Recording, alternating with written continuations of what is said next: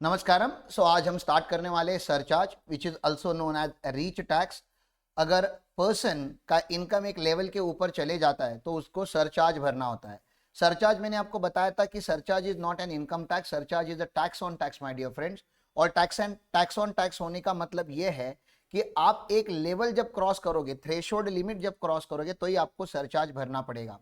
तो 0 to 50 लाख तक individual, AOP, BOI, AJP and including HUF is missing here.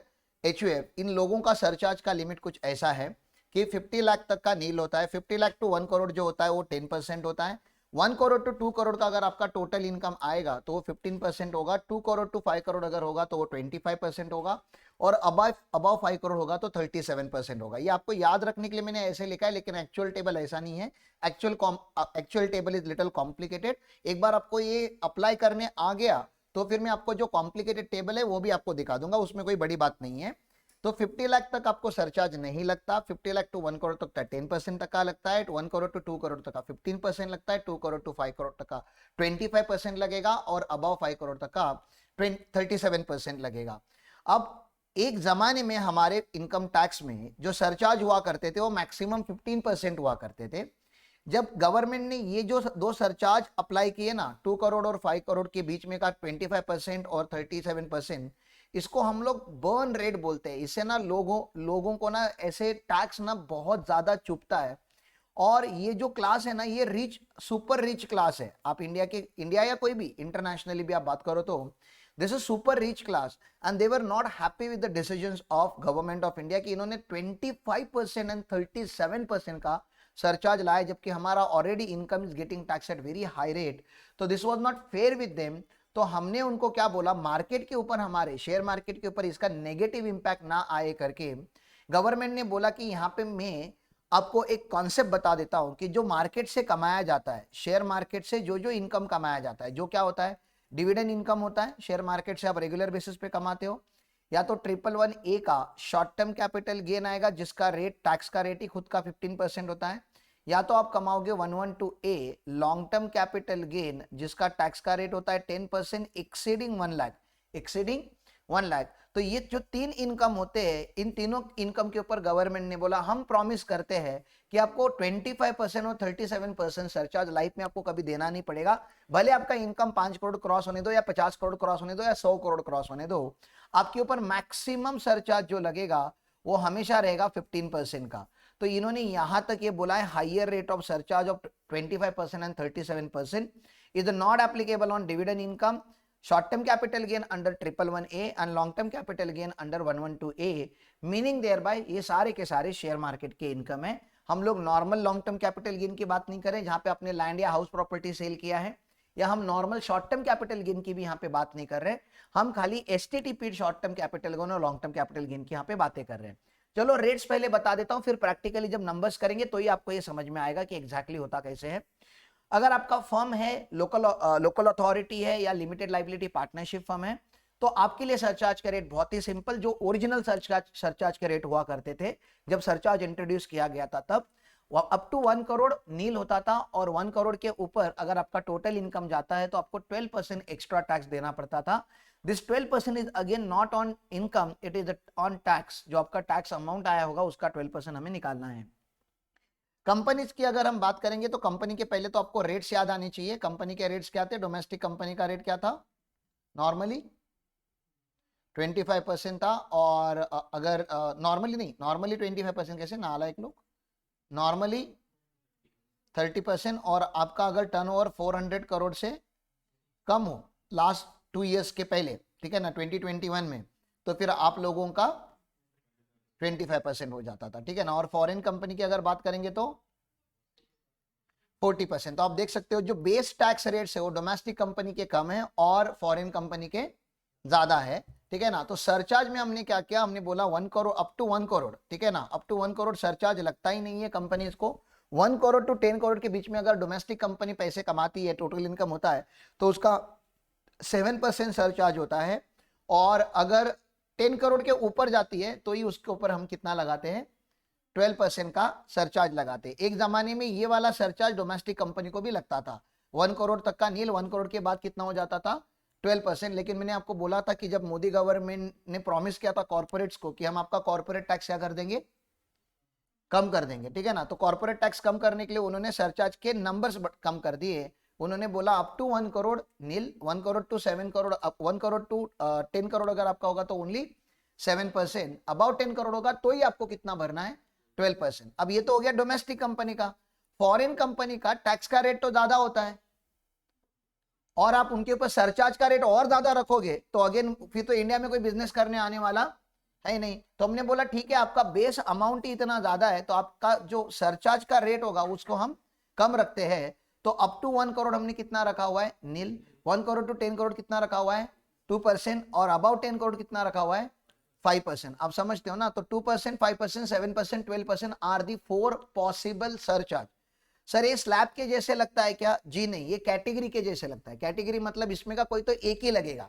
मतलब अगर कंपनी का इनकम अगर 8 करोड़ का होगा तो उसको 7% सरचार्ज ही लगेगा, और कंपनी का इनकम अगर 18 करोड़ होगा तो उसको 7% नहीं लगेगा, अभी उसको डायरेक्टली कितना लगेगा, 12% ही लगेगा। मतलब किसी कोई तो एक सरचार्ज ही लगेगा। आप समझ रहे हो ना, ये कैटेगरी है, कोई स्लैब वगैरह की बात नहीं कर रहा मैं आपको, ठीक है ना। डायरेक्टली एक कोई तो रेट आपको अप्लीकेबल होने वाला है। चलो ठीक है, इसके आगे मुझको आपको बताना था हेल्थ एंड एजुकेशन सेस जो होता है वो 4% का होता है। वो इनकम टैक्स के ऊपर भी लगता है, इनकम टैक्स के ऊपर इंक्लूडिंग सरचार्ज के ऊपर लगता है, ठीक है ना। फिर यहाँ पे एक फर्म का हमने एग्जांपल ले लिया आपको बताने के लिए कि पीएन राज एसोसिएट करके है, एक लीगल स्टेटस है इसका पार्टनरशिप फर्म, और इसका रेसिडेंशियल स्टेटस है रेसिडेंट, और इसका AY 23, 24, 22, 23 के लिए हम लोग टैक्स निकाल रहे हैं, और इसका टोटल इनकम 30 करोड़ है। अगर आपका फर्म को कोई भी इनकम बोलता है 30 करोड़ है तो फर्म का टैक्स का रेट कितना होता है, बेस टैक्स रेट 30% ना। फर्म LLP का टैक्स का रेट कितना है देश में, 30% फ्लैट है। तो 30 करोड़ का 30% करेंगे तो 9 करोड़ आ जाएगा, राइट। और अभी क्योंकि इसका इनकम 1 करोड़ से ज्यादा है, फर्म का सरचार्ज क्या था, अप टू 1 करोड़ नील। 1 करोड़ के ऊपर अगर जाएगा तो 12%, तो 12% लगेगा यहाँ पे, राइट। तो इनकम टैक्स का कितना लग गया सरचार्ज, 12% सरचार्ज लग गया यहाँ पे।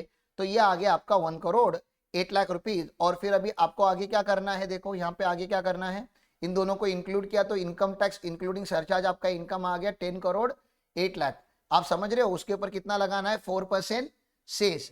4% सेस इनकम टैक्स के ऊपर नहीं लगा, इनकम टैक्स इंक्लूडिंग सरचार्ज के ऊपर लगा। तो पहला सेस की पहला सरचार्ज, पहला सरचार्ज, उसके बाद सेस लगाने का, सेस सबसे लास्ट में लगाने का। आप जब खाना बनाते हो तो गार्निश करने के लिए कैसे आप कोरिएंडर ऊपर से टॉप पे डालते हो, या केक बनाया होगा तो आप कैसे करते हो, ड्राई फ्रूट्स ऊपर से केक के ऊपर कैसे आप स्प्रिंकल करते हो, वैसे ही ये सरचार्ज है, सॉरी वैसे ही सेस है। सेस जो है आपको लास्ट में खाली टॉपिंग्स करने के लिए यूज करना है, ठीक है ना, गार्निश करने के लिए। अब खाना बनाने से पहले खाना कोई गार्निश नहीं करता, पहले खाना बनाया जाता है।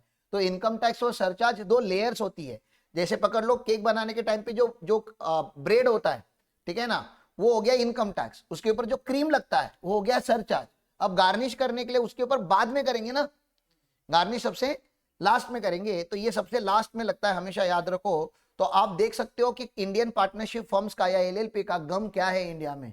अब 30 करोड़ कमाओ, 11 करोड़ 10.5 करोड़ के आसपास तो गवर्नमेंट लेके जाएगा आपका। ऑलमोस्ट 1/3 इनकम हमेशा क्या लेता है, गवर्नमेंट ले लेता है, ऑलमोस्ट 1/3। आप जितना भी कमाते हो उसका 1/3 इनकम कौन ले लेगा, गवर्नमेंट ले लेगा। ये आपको याद रखना पड़ेगा ऐसे कि 1/3 इनकम तो मिनिमम ले लेंगे, 1/3 से ज्यादा ही ले ले। 30 करोड़ कमाया तो 1/3 कितना होता है, 10 करोड़ होता है। ये लोग कितना ले रहे हैं, 10.5 करोड़ के आसपास ले रहे हैं। और आपने लेट भरा होगा तो इंटरेस्ट वगैरह लगाएंगे, मजा आएगा आपको लाइफ में, ठीक है। तो ये होता है असोपी पार्टनरशिप फर्म का टैक्सेशन। पार्टनरशिप फर्म का क्लियर हो गया, ठीक है ना। वैसे पार्टनरशिप फर्म आपके सिलेबस में ज्यादा फोकस नहीं है, लेकिन MCQ वगैरह में आएगा तो आपको पता होना चाहिए, क्योंकि रेट ऑफ टैक्स का टेबल उन्होंने दे दिया है, ओके। इसलिए हम कभी भी किसी को भी एडवाइस नहीं करते कि आप पार्टनरशिप फर्म या LLP चालू करो। अगर आपका बिजनेस आपको छोटा रखना है तो आप क्या कर सकते हो, प्रोप्राइटरशिप में ही चालू कर सकते हो, क्योंकि प्रोप्राइटरशिप को स्लैब का बेनिफिट मिलता है, पार्टनरशिप फर्म को स्लैब का बेनिफिट नहीं मिलता। यहां तक क्लियर है, ओके। इससे अच्छा तो कंपनी ना, फिर कंपनी का रेट कम से कम 25% है, हाँ, लेकिन कंपनी का भी अच्छा नहीं होता, वो कंपनी टैक्सेशन में आपको समझेगा, क्योंकि कंपनी में डबल टैक्सेशन की रेट होता है, बोले तो कंपनी में डबल टैक्सेशन की रेट होता है, बोले तो अरे कंपनी भी टैक्स भरेगा ना PBT के ऊपर, और कंपनी जब डिविडेंड देगा तो शेयर होल्डर भी उसके ऊपर टैक्स भरेगा तो डबल टैक्स लग रहा है ना। हाँ, वैसा पार्टनरशिप फर्म में नहीं होता। पार्टनरशिप फर्म में टैक्स भर दिया तो फर्म से जो इनकम पार्टनर्स के हाथ में आता है वो एग्जेम्प्ट होता है। वो सारी बातें अभी तक हमने की नहीं है, आगे आगे आके करने वाले। लेकिन कंपनी किसी को एडवाइस नहीं करने का usually, unless and until they have very big plans, ठीक है ना। अगर बहुत बड़े बड़े प्लान्स होंगे तो कंपनी करने का, क्योंकि फिर कंपनी का अपना खुद का एक अपना वजूद है, फिर टैक्स वगैरह उनको फर्क नहीं पड़ता। आज रिलायंस को टैक्स का फर्क नहीं पड़ रहा है, रिलायंस रिलायंस है, टाटा टाटा है, ठीक है ना। लेकिन तुम बोलोगे मेरे को एक दुकान चालू करना है प्राइवेट लिमिटेड कंपनी के नाम पे, तो मैं बोलेगा उसमें कोई सेंस नहीं है, ठीक है ना। चलो आगे चलते। तो यहाँ पे कंपनी का एग्जांपल मैंने ले लिया स्वदेशी लिमिटेड। स्वदेशी मतलब आप नाम से देख सकते हो कितनी इंडियन कंपनी है, मतलब खून में रूटेड लग रहा है उसका। स्वदेशी लिमिटेड लीगल स्टेटस क्या है, इंडियन कंपनी है, रेसिडेंट है।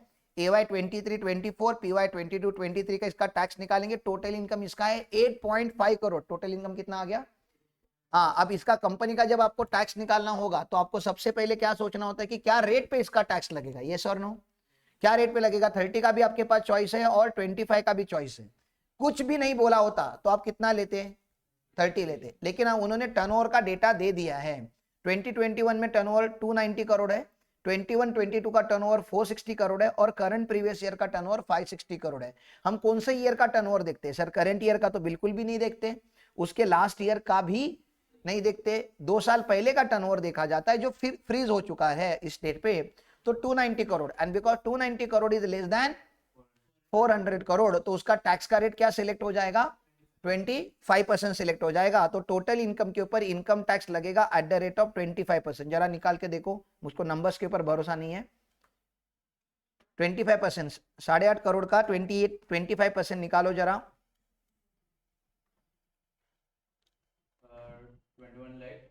2 करोड़ 12,50,000 आ रहा है ये नंबर, ठीक है ना। अब आपको क्या सोचना है, चलो सर इनकम टैक्स तो निकाल लिया, लेकिन इनकम देख के क्या लग रहा है आपको, गरीब कंपनी है कि अमीर कंपनी है।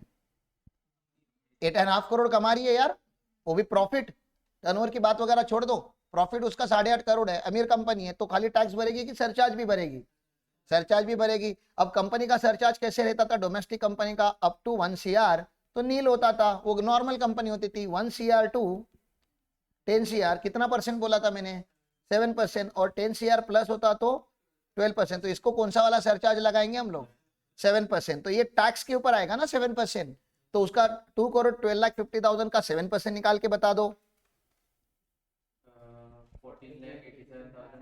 500 ये आ गया। अभी आपको क्या निकालना होता है, इनकम टैक्स इंक्लूडिंग सरचार्ज निकालना होता है, इनकम टैक्स इंक्लूडिंग सरचार्ज। तो आपने जो सरचार्ज निकाला है प्लस इक्वल टू मार दोगे तो कैलसी पे ये नंबर दिखना चालू हो जाएगा आपको, 227,37,500। और उसका ही आपको कितना लेना होता है, 4% मल्टीप्लाई करना होता है। 4% मल्टीप्लाई करने का, नोटबुक पे नंबर लिख देने का और प्लस इक्वल टू करने का, ठीक है ना।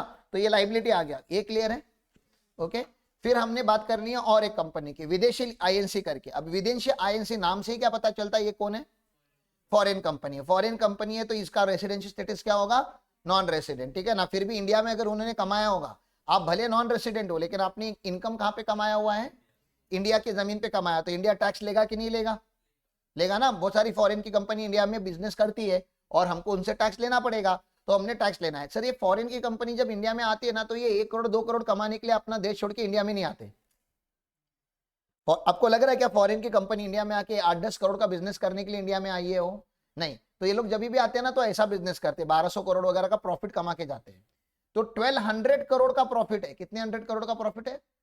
हाँ, तो अभी आप रुपीज में डेटा निकालो ही मत, आपको अमाउंट भी किसमें रखने हैं, करोड़ में ही रखने हैं। तो 1200 के ऊपर ही आपको टैक्स निकालना है, 1200 करोड़ का आपको टैक्स निकालना है। क्या रेट पे टैक्स होता है फॉरेन कंपनी, 40%। तो 1200 करोड़ का 40% कितना होगा, 480 करोड़। अब अमीर कंपनी लग रही है कि गरीब कंपनी लग रही है, अमीर लग रही है ऑब्वियसली सर, 1200 करोड़ कौन कमाता है, ठीक है ना। और फिर उससे सरचार्ज लेंगे कि नहीं लेंगे, कितना, अभी 1 करोड़ तक का अगर इनकम होता तो नील होता, 1 करोड़ से 10 करोड़ के ऊपर होता तो 2% होता, 10 करोड़ के ऊपर होता तो 5% होता, क्योंकि ये फॉरेन कंपनी के ऐसे रेट होते हैं सरचार्ज के। तो निकालो कितना निकालेंगे यहाँ पे, 5% निकालेंगे तो 5% कितना आ जाएगा, 24 करोड़ आ जाएगा। फिर इसका दोनों का टोटल कितना आ जाएगा, income tax including surcharge 504 crore आ जाएगा। उसके ऊपर सेल्स निकालो 4% का, तो आप देख सकते हो किसी फॉरेन कंपनी अगर इंडिया में 1200 करोड़ कमाए तो 550 करोड़ तो हम ही रख रहे थे लेकिन कमा भी तो रहे ना हमारे यहाँ पे वो लोग, ठीक है। ओके, रिबेट की तो बातें इसके पहले भी हमने बहुत सारी की है, लेकिन रिबेट अपन ना नेक्स्ट लेक्चर में करते हैं। सरचार्ज का यहां तक समझ में आया?